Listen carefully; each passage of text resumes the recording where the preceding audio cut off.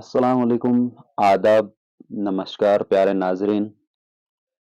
आपका हमारे YouTube channel पे हार्दिक स्वागत, खुशामदीद और most welcome.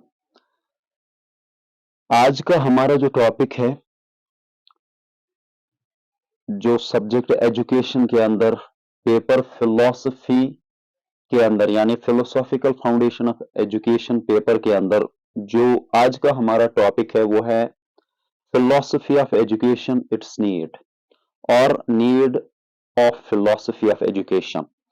This is the topic and I am going to elaborate it in front of you. Dear audience, philosophy of education is the foundation or basis of education.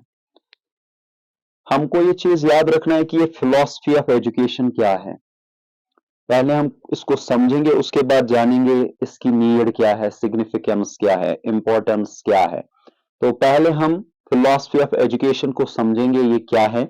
Philosophy of education is the foundation basis of education. पहली बात अगर देखा जाएगा, philosophy of education foundation है, ये basis है education की। Education की बेस, एजुकेशन की जो फाउंडेशन, जो एक सिस्टमेटिक, जो एक स्ट्रक्चर प्रोवाइड करता है एजुकेशन के प्रोसेस को, वो फिलॉसफी ऑफ एजुकेशन है। Philosophy of education is the theory और प्लिंथ ऑफ एजुकेशन। देखिए, थियोरेटिकल बेसिस पे जब हम थियोरी क्रिएट करते हैं और उसके बाद जब हम किसी चीज को प्रैक्टिकल में फंक्शनल बना देते हैं, तो प्लिंथ अगर एजुकेशन की कोई चीज है या थियोरी अगर कोई चीज है एजुकेशन की, वो है philosophy of education. Philosophy of education is the basic road map. ये बेसिक रोड मैप है, ये वो फंडामेंटल फ्रेमवर्क है या ये वो फंडामेंटल जो है ये फ्रेमवर्क है या रोड मैप है एजुकेशन के लिए। ये एजुकेशन के प्रोसेस को क्या करता है, ये उसको गाइड करता है। जो कोर्स है या जो प्रोसेस है, उस प्रोसेस को ये गाइड करता है philosophy of education. Philosophy of education is needed to, क्यों इसकी जरूरत पड़ती है, फिलॉसफी ऑफ एजुकेशन की जरूरत क्यों पड़ती है। Number first, clarify AIIMS. देखिए, एजुकेशन के एम्स क्या बनेंगे, फिलॉसफी ऑफ एजुकेशन। देखिए, एजुकेशन की जो फिलॉसफी पीछे रहती है, बहुत सारी दुनिया में आइडियोलॉजीज है। कुछ नेशंस दुनिया के अंदर ऐसे हैं जो आइडियलिज्म में बिलीफ रखते हैं, कुछ नेशंस ऐसे हैं जो प्रैग्मेटिज्म में बिलीफ रखते हैं। ये सोसाइटी पे डिपेंड करता है, नेशन की आइडियोलॉजी पे डिपेंड करता है कि वहां किस तरीके की आइडियोलॉजी होगी।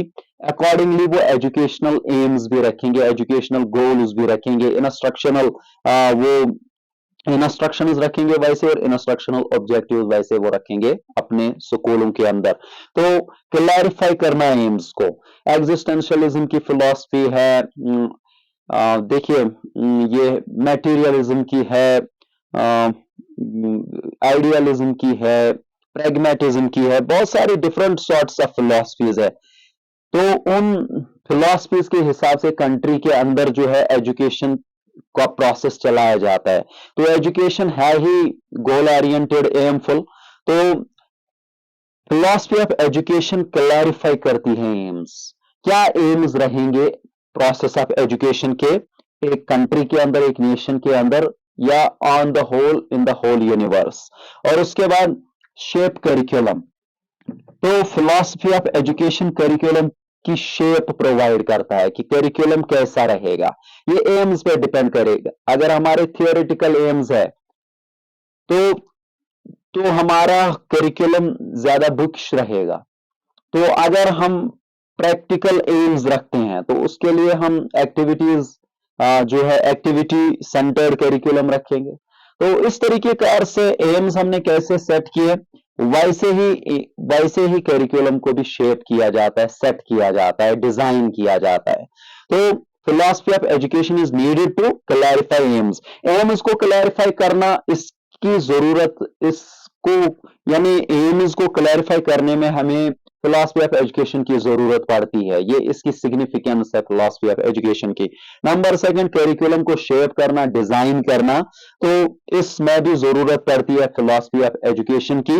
Number third is guide pedagogy, pedagogy को गाइड करना, किस तरीके कार की हमको टीचिंग जो है लर्निंग प्रोसेसेस करनी है, किस तरीके कार के मेथड्स हमको एम्प्लॉय करने हैं, किस तरीके कार के मैगजीन्स हमको यूटिलाइज करनी है, किस तरीके कार के टैक्टिक्स, किस तरीके कार की टेक्निक्स, किस तरीके कार के टूल्स हमको एम्प्लॉय करने हैं, किस तरीके कार के जो है मीन्स और वेज है वो हमको इख्तियार करने हैं।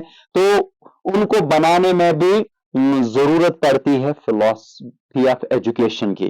और उसके बाद लिंक एजुकेशन विद सोसाइटी, तो फिलॉसफी ऑफ एजुकेशन इसलिए भी जरूरत पड़ती है एजुकेशन के फील्ड में, एजुकेशन के प्रोसेस में, ताकि हम लिंक कर सके एजुकेशन को सोसाइटी के साथ, रेलिवेंट रख सके हम एजुकेशन के प्रोसेस को टाइम के हिसाब से, सोसाइटी के हिसाब से, सोसाइटी के इंडिविजुअल्स की नीड्स के हिसाब से, सोसाइटी के एट लार्ज जो नीड्स हैं उनको फुलफिल करने के लिए।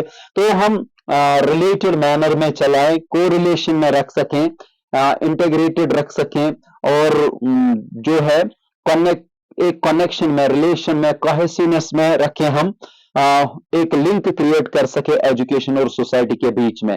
क्योंकि जो एजुकेशन है ये एक टूल है सोशल चेंज का, इसके जरिए ही सोशल चेंज होती है।